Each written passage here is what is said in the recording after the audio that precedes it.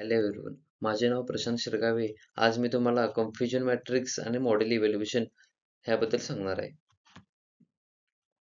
Machine लर्निंगमध्ये model तयार करणं हे फक्त अर्धं काम असतं. सगळ्यात महत्त्वाचं म्हणजे ते मॉडेल रिअल वर्ल्डमध्ये किती चांगलं काम करतं हे बघणं.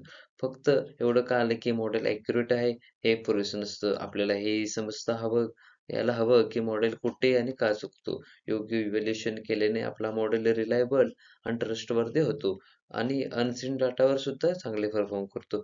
म्हणूनच आपण फक्त ॲक्युरसी बघत नाही तर अधिक डिटेलमध्ये जाण्यासाठी वेगवेगळे इव्हॅल्युएशन मॅट्रिक्स वापरतो. चला बघूया फक्त ॲक्युरसी बघणं का कन्फ्युजन असतं. ॲक्युरसी म्हणजे मॉडेलने केलेल्या प्रेडिक्शन्सपैकी किती बरोबर उत्तर दिलं. आता एक एक्झाम्पल घेऊ. समजा आपल्याकडे कॅन्सर डिटेक्शन मॉडेल आहे. जर तो प्रत्येक वेळी नो कॅन्सर असे सांगतो आणि 100 पैकी 95 लोकांना खरंच कॅन्सर नाही, तर ॲक्युरसी 95% येईल. हे पाहून चांगलं वाटेल, बरोबर? खरं पाहिलं तर मॉडेलने एकही रिअल कॅन्सर पेशंट ओळखला नाही. म्हणून फक्त ॲक्युरसी पाहून मॉडेलचं परफॉर्मन्स समजू शकत नाही. कधी-कधी ॲक्युरसी जास्त दिसते, पण मॉडेल नीट काम करत नाही. विशेषतः जेव्हा एक टाइपचा डेटा खूप जास्त असतो आणि दुसरा डेटा कमी. अशा सिच्युएशनला आपण इम्बॅलन्स डेटा सेट असं म्हणतात. फक्त ॲक्युरसीवर डिपेंड राहण्याचा प्रॉब्लेम सोडवण्यासाठी आपण एक टूल वापरतो, ज्याला कन्फ्युजन मॅट्रिक असे म्हणतात. हे एक सिंपल 2 बाय 2 टेबल जे मॉडेलने काय प्रेडिक्ट केलं आणि काय ॲक्चुअली रिझल्ट होते हे कंपेअर करण्यासाठी वापरतो. यामुळे आपल्याला कळते की मॉडेल खरंच किती चांगलं काम करत आहे. चला आपण एक एक्झाम्पल पाहूया. या टेबलमध्ये मॉडेलने एकूण 192 प्रिडिक्शन केलेले आहेत. रो म्हणजे ॲक्चुअल व्हॅल्यू दाखवतात आणि कॉलम म्हणजे मॉडेलने केलेले प्रिडिक्शन्स दाखवतात. कन्फ्युजन मॅट्रिक्समध्ये 4 महत्त्वाचे भाग असतात. एक ट्रू पॉझिटिव्ह. या केसमध्ये मॉडेलने ॲक्चुअली पॉझिटिव्ह प्रिडिक्शन केलेले आणि खरंच ते व्हॅल्यू पॉझिटिव्ह असते. एक्झाम्पलमध्ये या 15 लोकं बरी ओळखली ज्यांना खरंच डिसीज होता. True negative. या केसमध्ये मॉडेलने निगेटिव्ह प्रेडिक्ट केले असते आणि ॲक्चुअल व्हॅल्यू सुद्धा निगेटिव्ह असते. या एक्झाम्पलमध्ये 118 लोकांना बरोबर हेल्दी म्हणून ओळखले. False positive. या केसमध्ये मॉडेलने पॉझिटिव्ह प्रेडिक्ट केलं म्हणजे त्या व्हॅल्यू ॲक्चुअली निगेटिव्ह होत्या. ह्या ह्या एक्झाम्पलमध्ये 12 लोकांना आजारी असं सांगितले, पण खरंच ते हेल्दी होते, आजारी नव्हते. त्याला टाइप 1 एरर असेही म्हणतात. False negative. आता बघू. या केसमध्ये मॉडेलने निगेटिव्ह प्रेडिक्ट केले, पण ते ॲक्चुअली पॉझिटिव्ह होते. म्हणजेच मॉडेलने 47 लोकांना मिस केलं. त्यांना खरंच डिसीज होते, पण त्यांना डिसीज नाही असे सांगितले. याला टाइप 2 एरर असं म्हणतात.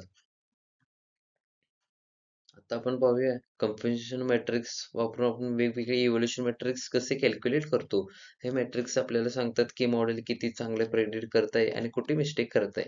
एक प्रिसिजन सांगतं की मॉडेलने जितके वेळा पॉझिटिव्ह प्रेडिक्ट केलं त्यापैकी खरंच किती पॉझिटिव्ह होते.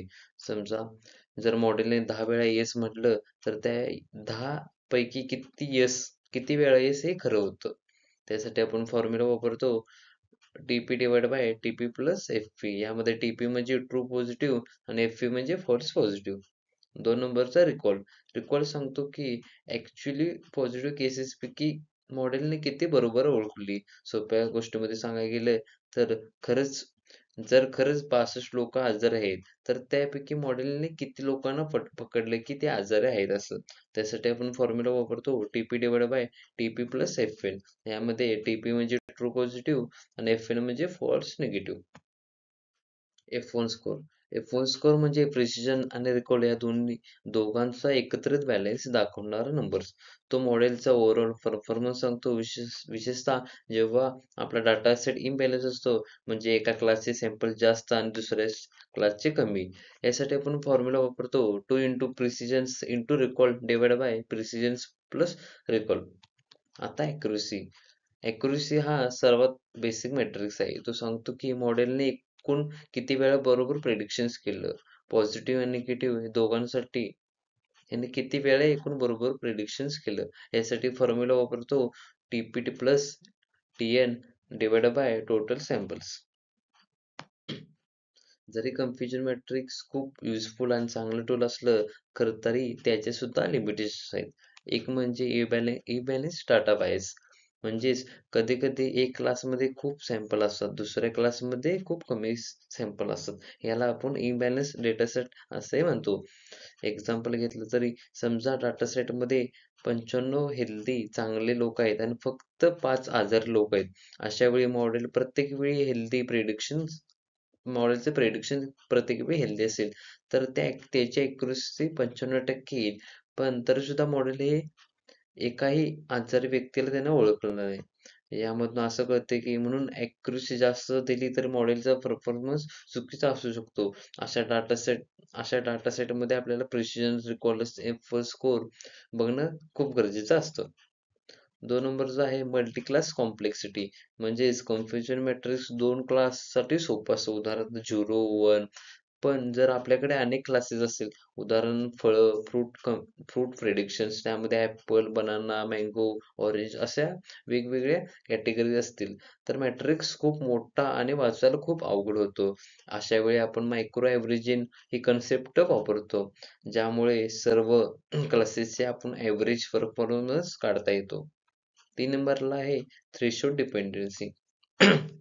काही मॅट्रिक्स असं प्रिसिजन्स, रिकॉल या थ्रेशोल्डवर डिपेंड असतात. थ्रेशोल्ड म्हणजे मॉडेलने प्रेडिक्ट करताना वापरलेला कट ऑफ. एक्झाम्पल घेतलं तर जर मॉडेलची कॉन्फिडन्स 0.5 पेक्षा जास्त असेल, तर त्याला येस म्हणायचं आणि कमी असेल तर नो.